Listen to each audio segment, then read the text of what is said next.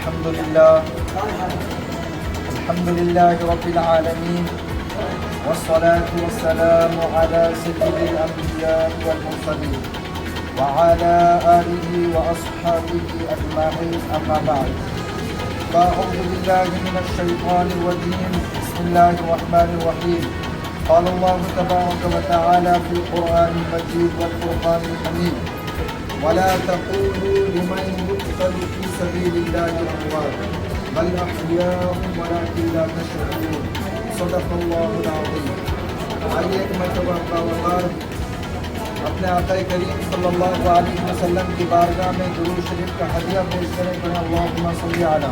سیدنا شفیعنا حبیبنا مولانا محمد بارک وصلوا علیہ صلاۃ وسلام علیک یا رسول اللہ صلی اللہ علیہ وسلم.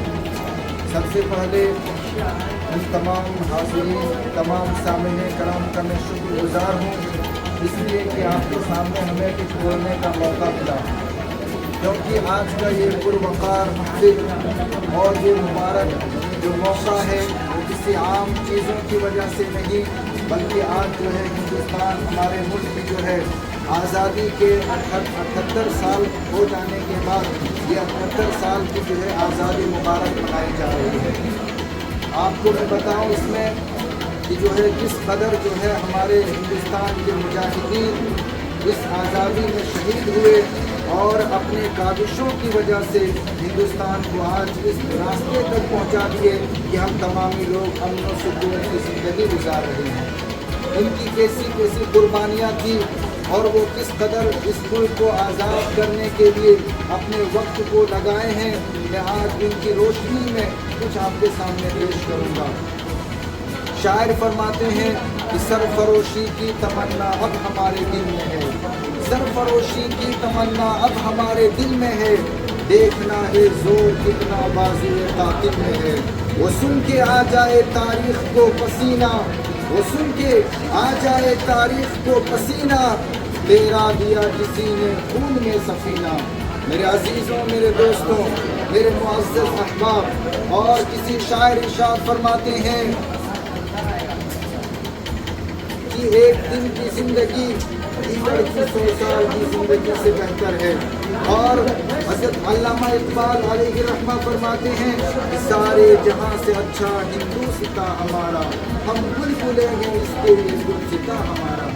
آج ہم اسی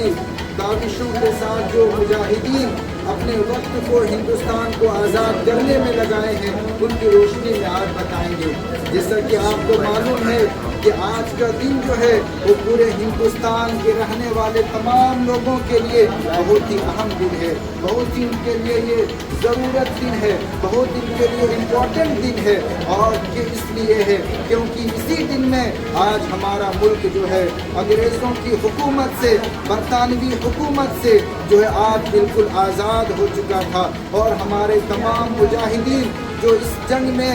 صرف شامل ہوئے وہ تمام لوگ جو ہے اسی جنگ میں وہ جا کر کے اپنے ملک کو فتح یاب کیے ہیں. میں آج ان کی روشنی میں آپ کو بتاؤں گا. لیکن ان تمام لوگوں میں سب سے زیادہ اگر کسی کی تعداد تھی، سب سے زیادہ اگر کسی کو دیکھا جاتا تھا وہ کوئی اور نہیں تھے بلکہ وہ مسلمان تھے، بلکہ وہ ہمارے بھائی تھے، بلکہ وہ علماء کرام تھے جن کی کثیر تعداد جو یہ آزادی میں ان کی شامل ہونے کا پتہ چلتا ہے. میرے عزیزوں، میرے دوستوں، لیکن افسوس کی بات ہے آج جو ہے جگہوں جگہوں پہ جو ہے لوگ جلسے انعقاد کرتے ہیں، جگہوں جگہوں پہ جو ہے سیلیبریٹ انعقاد کرتے ہیں، اس آزادی کے موقع کے اوپر اپنے جو ہے اجلاس کو قائم کرتے ہیں، لیکن ہمارے علماء کرام کی کوئی تاریخ کا وہ مطالعہ نہیں کرتے ہیں. ہمارے علماء کرام اور ہمارے مجاہدین مسلمان بھائیوں کا کوئی جو ہے وہ تاریخ کو بیان نہیں کرتے ہیں، بلکہ وہ جو ہے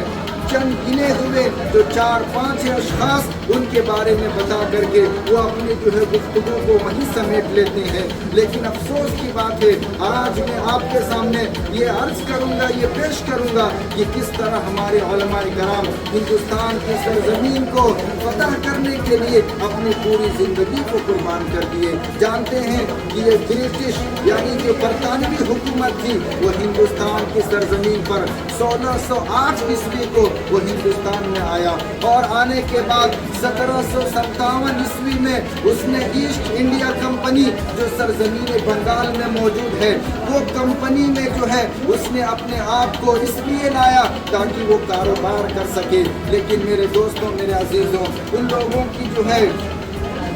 دھوکے بازی کی وجہ سے پورے لوگوں کو اس نے دھوکہ دیا، اور اس کمپنی کو اس نے پاورفل بنا لیا، مضبوط کر لیا، اور وہیں سے جو ہے اس نے شروع کیا کہ اب جو ہے پورے ہندوستان میں ہماری حکومت چلے گی، اور میں جو چیز چاہوں گا وہ چیز وہ ہوگا۔ میرے عزیزوں، میرے دوستوں، ہندوستان کی سرزمین پر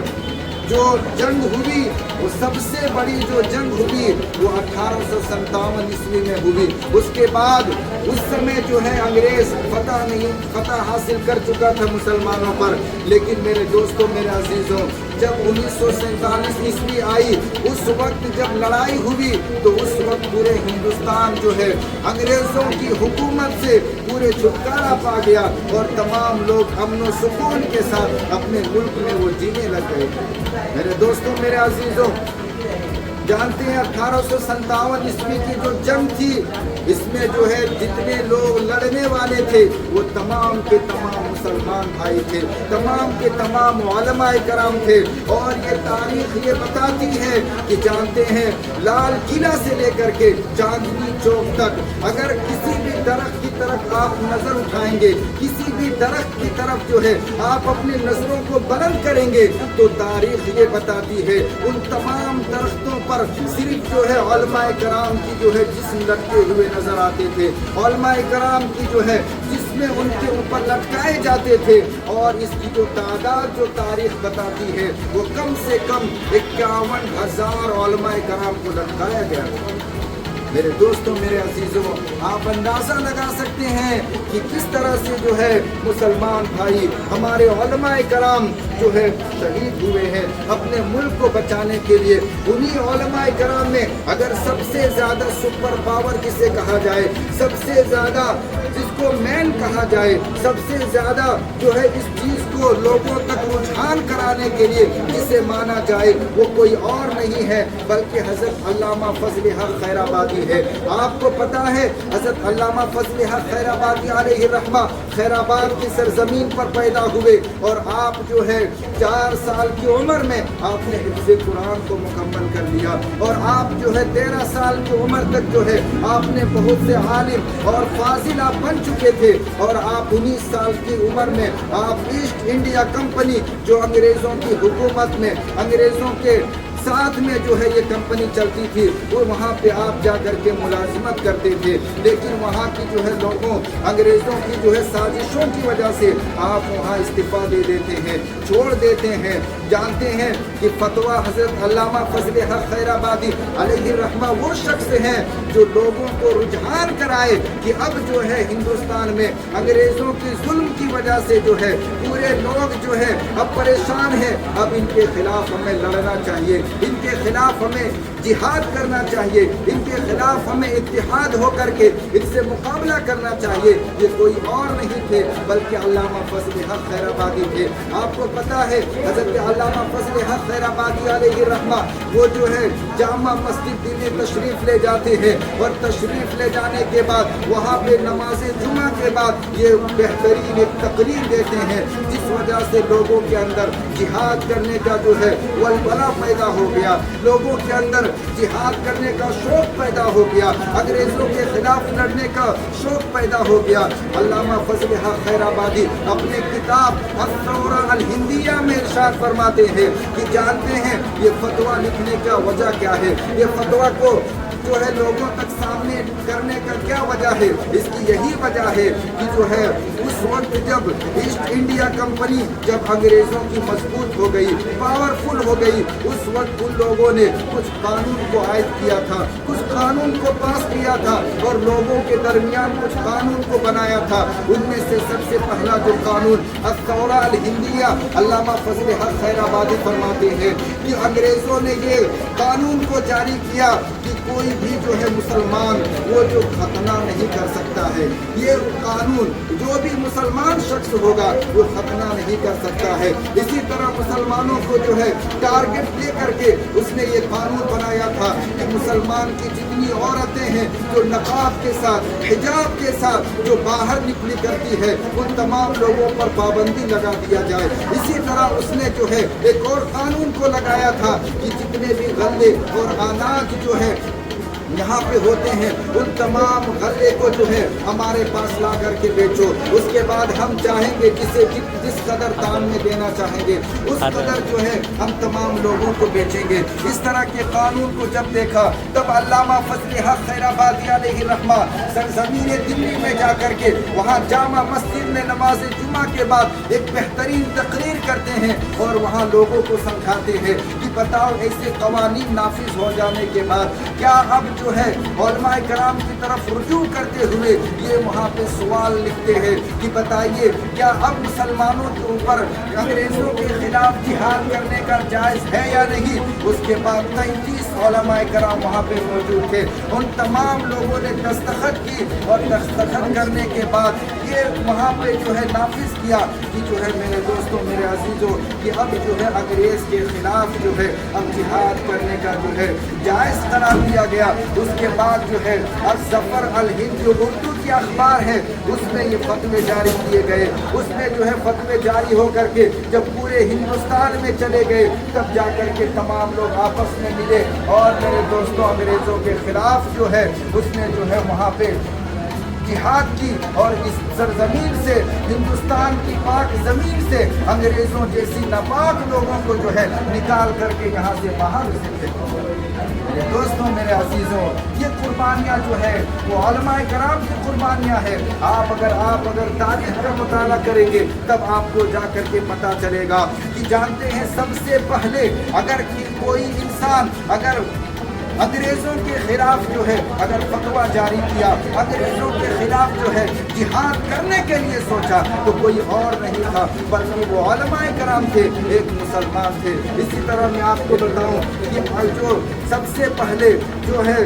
अंग्रेज़ों के खिलाफ जिसने लड़ाई की वो कोई और नहीं बल्कि वो एक मुसलमान थे। मैं ये भी बताऊं कि जो अंग्रेज़ों के खिलाफ सबसे पहले इनकलाब जिंदाबाद का जो नारा लगाया वो कोई दूसरे कौम के नहीं थे बल्कि वो मुसलमान थे। मैं ये भी आपको बताऊं कि जो सबसे पहले जो है अंग्रेज़ों के खिलाफ जो है लोगों को जमा किया वो कोई और नहीं बल्कि वो एक मुसलमान थे। आप जानते हैं अभी जो हम तमाम लोग दूसरे मजालिस में दूसरे स्कूलों में जो हम लोग मजलिस इनेकाद करते हैं उसमें जो है कुछ खास लोगों को हम जो है बयान करते हैं। उलमाए कराम की कुर्बानियों को भूल जाते हैं, मुसलमान भाइयों की कुर्बानी को भूल जाते हैं और जो है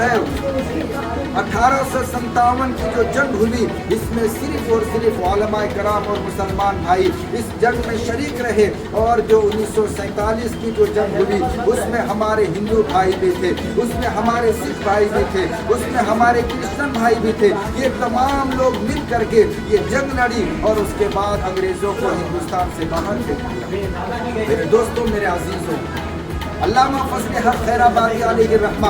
अपनी पूरी ज़िंदगी को जो है मुल्क को आज़ाद करने में लगा दिए और आखिरकार जो है मेरे दोस्तों अंडमान निकोबार जो हिंदुस्तान की सरजमीन पर एक ऐसी जगह है जहाँ पे जो है लोग न खाने की उसे दी जा सकती है, जो चारों तरफ से जो है पानी ही पानी है, बीच में जो है वो मकान है, उस जगह पे उनको कैद करके ले गया गया और वहीं पे जो है आपकी इंतकाल भी हो गई और आपको वहीं पे दफन कर दिया गया। इसी तरह जो है मौलाना किफ़ायत अली काफ़ी रहमतुल्लाह अलैह ये भी जो है आपकी कुर्बानी भी हिंदुस्तान को आज़ाद करने में आप शहीद हो गए, आपको फांसी दे दिया गया। इसी तरह मेरे दोस्तों मुफ्ती इनायत अहमद काकोरवी अलैहि रहमा ये भी जो है अपनी पूरी ज़िंदगी जो है आज़ादी करने के लिए, मुल्क को आज़ाद करने के लिए, लोगों को जो है जालिमों की हुकूमत से आज़ाद करने के लिए अपनी ज़िंदगी को लगा दिए और फिर इसी तरह जो है वो भी इस मुल्क के खातिर वो भी शहीद हो गए।